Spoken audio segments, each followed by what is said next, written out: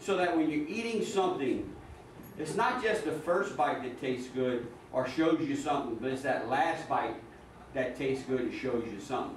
That's the sign of a good dish, that you're thinking through the whole eating process. Oh man, this is good. You know, and the roux, I mean, I'll put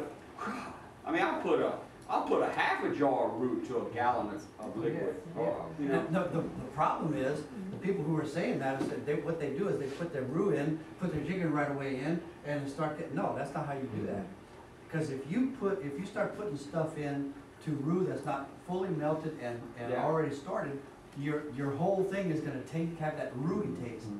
And that's maybe one of the reasons why they do that, I don't know. But if you do it the right way, let your roux melt and cook down for a bit, and then start putting your ingredients in, they won't do that. Or vice versa, you cook, if you're using a store-bought chicken, you cook your store-bought chicken, pull it out, and then put your roux. Right, you can do that way too. Yes, ma'am.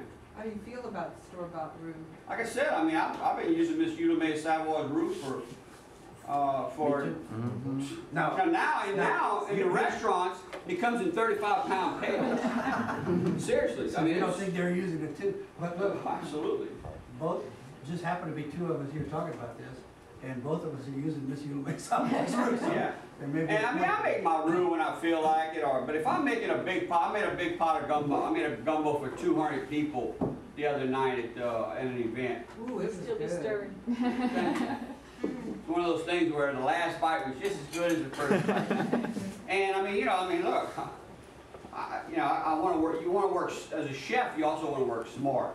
And again, I'm putting so much flavor in that gumbo from the stock and all the ingredients that I'm using: the onion, the celery, the bell pepper, the seasoning, the garlic, the roux, the andouille. I'm putting all that in there. I defy anybody to tell me I didn't make, that's not a store-bought roux, or you make, nobody can tell it. Nobody can tell it. Now, another thing too, when you talk about stock, I'll tell you a little bit about this. I always take the skin off my hen. Yeah. Because, as you know, we're becoming conscious of that. But what do? Put all that skin in a pot of water, boil it down, take it out, and put it in there. Don't lose the flavor. Well, and sometimes I'll even, sometimes, I mean, you can take this to another level, where you boil your chicken, take it out, debone it, get rid of the skin, save the bones, and put the bones back in that pot and boil them for another couple of hours. At that point, you can put your roux in there, because you're going to get rid of those bones.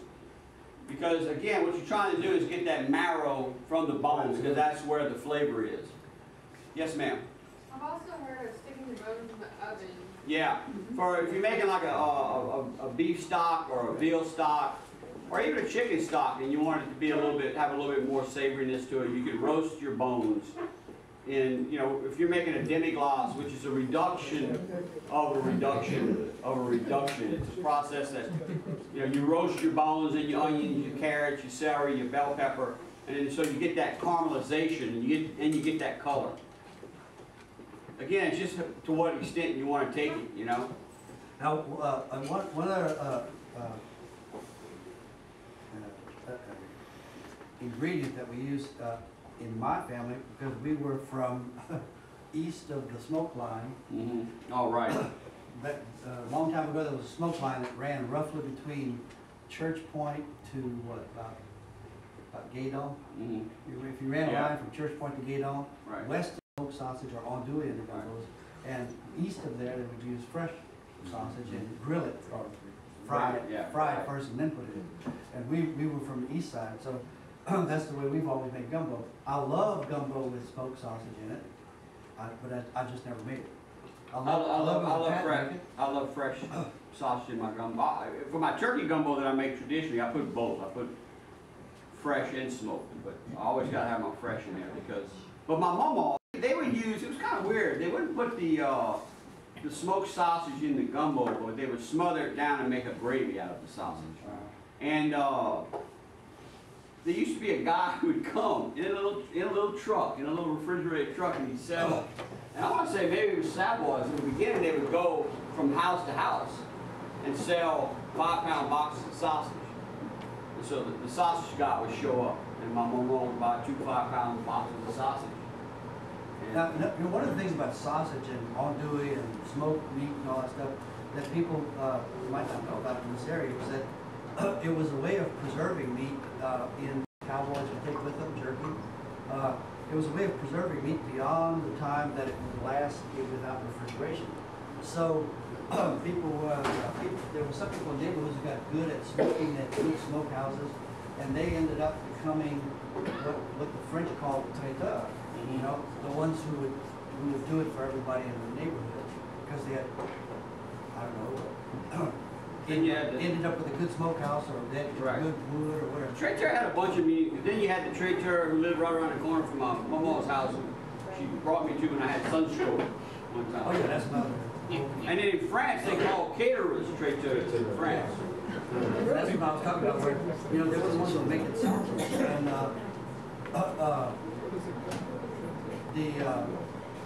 the kind of sauces that you would put in were what your neighborhood was used to having. The other thing about gumbo is, Pat can tell you this too. Back a long time ago, recipes for gumbo were typically simple, like etouffee recipes. Yeah. Onions. Period. I mean, and still to this day, or a place like Mahmoud Bazil and all that, if you put celery in it, man, people will freak out. I know. And then I chop the leaves up, 'cause I'll throw the leaves in there, man, I'd really freak out. Yeah. You putting the leaves in there? Oh yeah. Yeah, I do too. But I was making a gumbo the morning after our pig roast at our house one morning, and my friend Helena Putnam, who's on our board at this, was behind us making a potato salad, and she told me to turn around. She told me to turn around to the pot with a bell pepper. And I started chopping it. She said, "What are you doing?" I said, I'm making a gumbo. What? She said, "You putting bell pepper in there?" I said, "Well, yeah." This is an educated woman now. And then I said, Very smart. "Now I'm going to freak you out even more." And I grabbed some celery and started chopping. She said, "Oh my God!" And then, but you know, it's amazing how people, if you want to start a fight, start talking about how to make a gumbo. One day I was making a gumbo. Chris Strackowitz, our Louis Records, some of you know, was at our house. And I started chopping some garlic, mincing some garlic in the gumbo. And he said, "What are you doing?" And I said, "I'm putting garlic in the gumbo." He said, "Cajuns don't put garlic in gumbo." I said, "Really? Chris Strackowitz?" Yeah, right. California German. From San Francisco, originally from Germany. You telling me this? And he said, "No." He said, I said, "Where'd you get this?" Well, I'll tell you where. Mark Southwell. He said, Mark Southwell told me that no Cajuns put garlic in gumbo. Well, I said, "Well, my mother always did. Both of my grandmothers always did. What does that make then?" He said, I said, "Oh, well, you know what? Hold on a second." I was in the kitchen, grabbed the kitchen phone and said, "Mark," I called Mark Southwell. "Mark, Chris Strackowitz over here telling me that Cajuns don't put garlic in gumbo." I said, "I've had your gumbo at your house. Do you put garlic in gumbo?" He said, "Sure, I put garlic in gumbo." I said, "Here." So Chris grabs the phone, talks to him for a little while, hands up, he said, "It's celery."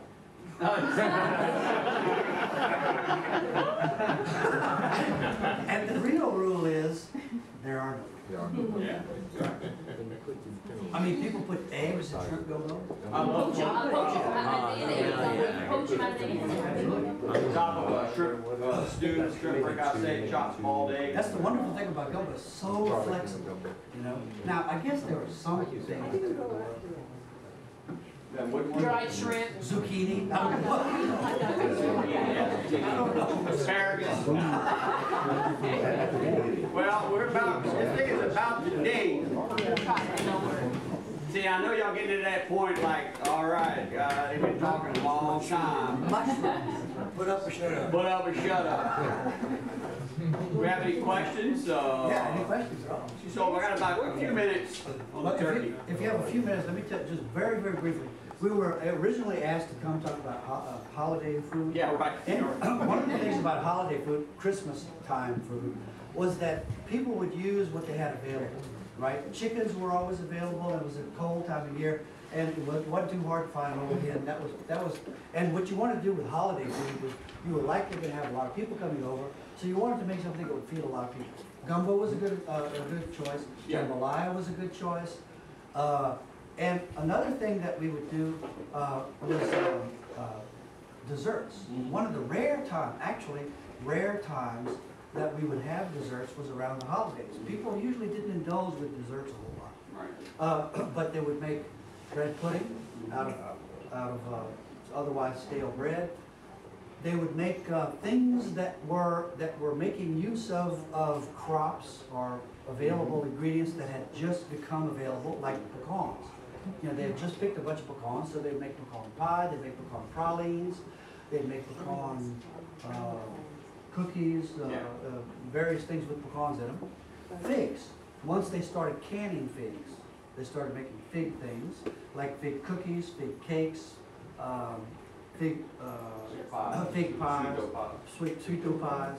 Sweet dough was the base of most of baking desserts, and I think it had to do with doubling the effect. Yeah, right. It was the sweet dough. They would make sweet dough with sweet dough torts with anything that they had just canned from the summer.